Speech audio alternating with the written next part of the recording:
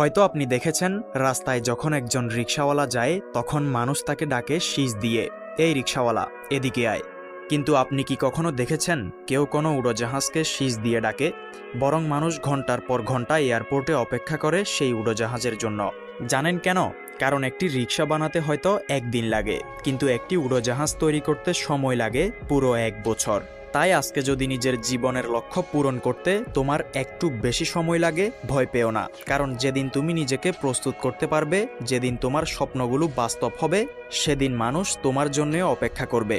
আর একটা গুরুত্বপূর্ণ কথা, যে জিনিসটা আমি 10 বছরে শিখেছি সেটা আমি তোমাকে 1 মিনিটেই শিখিয়ে দিচ্ছি। তুমি যদি তোমার নিজের স্বপ্নের জীবন তৈরি না করো, তাহলে নিশ্চিত থাকো কেউ না কেউ তোমাকে কাজে লাগাবে তার স্বপ্ন পূরণের জন্য।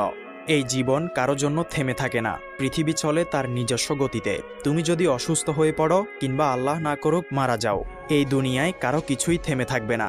মানুষ হয়তো কয়েকদিন তোমার জন্য দুঃখ করবে, কিন্তু জীবন থামবে না, সময় থামবে না, পৃথিবী থামবে না, সবকিছু আগের মতোই চলতে থাকবে। তাই এখনই সময় তোমার নিজের জন্য কিছু করার।